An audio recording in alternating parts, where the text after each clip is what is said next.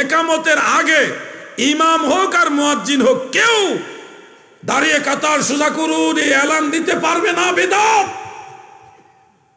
কারণ ইকামত দেওয়াই হয় মানুষকে দাঁড় করানোর জন্য। এখন ইকামতের আগেই যদি মানুষদেরকে আপনি এলান করে দাঁড়া করায় দেন, তাহলে একামত কেন দিলেন? একামতটা নিরর্থক হয়ে গেল না? ব্যাপক হারে একটা বিদআত সুন্নতের মতো প্রতিষ্ঠিত হয়ে আছে। আমি কি সেটা শোনাবো আপনাদেরকে? একামতের আগে মুয়াজ্জিন সাহেব প্রায় সময় বলে দাঁড়িয়ে কাতার সোজা করুন, মোবাইল ফোন বন্ধ করুন, বলে কিনা? এটা একটা সুস্পষ্ট বিদআত। ইমাম সাহেব বলতে পারবে না ওই সময়, কারণ ইমাম সাহেব একামত শেষ হওয়ার পরে বলবে কাতার সোজা করুন। একামতের আগে ইমাম হোক আর মুয়াজ্জিন হোক কেউ দাঁড়িয়ে কাতার সোজা করুন এই এলান দিতে পারবে না, বিদআত। কারণ ইকামত দেওয়াই হয় মানুষকে দাঁড় করানোর জন্য। এখন ইকামতের আগেই যদি মানুষদেরকে আপনি এলান করে দাঁড়া করায় দেন, তাহলে একামত কেন দিলেন? একামতটা নিরর্থক হয়ে গেল না? একামত দেওয়া হয় মানুষকে নামাজের জন্য দাঁড় করানোর উদ্দেশ্যে। এখন একামতের আগে আপনি বললেন দাঁড়ায় কাতার সোজা করুন, তাহলে একামত কেন দিলেন?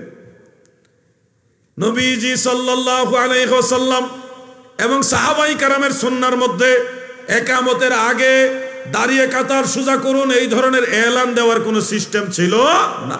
কিন্তু আপনারা অধিকাংশ মসজিদে ঘুরেন, সুন্নি মসজিদ ছাড়া সব মসজিদে দেখবেন এটা একেবারে সুন্নতের মতো প্রতিষ্ঠিত হয়েছে। অরিজিনাল এটা হলো বিদআত। সুন্নত তরিকা হলো ইমাম মুক্তাদি সবাই মসজিদে জামাতের সময় বসে থাকবে, মুয়াজ্জিন একামত দিবে, যখন হাইয়া আলাস সালাহ বলবে তখন ইমাম মুক্তাদি সবাই নামাজের জন্য দাঁড়াবে। এটা হলো সুন্নত।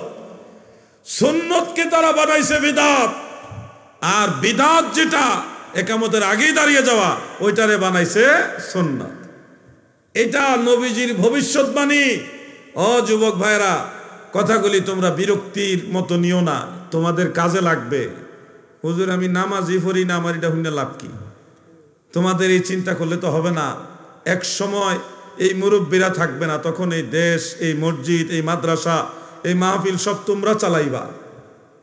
এইভাবেই তো আগে মুরব্বীরা চালাইতো।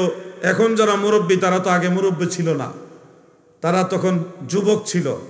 আগের মুরব্বীরা চলে গেছে, এখন ওনারা মুরব্বী হয়েছে। ওনারা যখন চলে যাবে তখন এগুলি তোমরা চালাইবা। অতএব ধর্ম সম্পর্কে তোমাদের আগের থেকে ভালো জেনুইন যে জ্ঞান, এটা আহরণ করা উচিত। সঠিক জিনিসটা যদি তোমরা জানো, তাহলে আগামীর বাংলাদেশটা আহলে সুন্নাত ওয়াল জামাতের বাংলাদেশ হবে।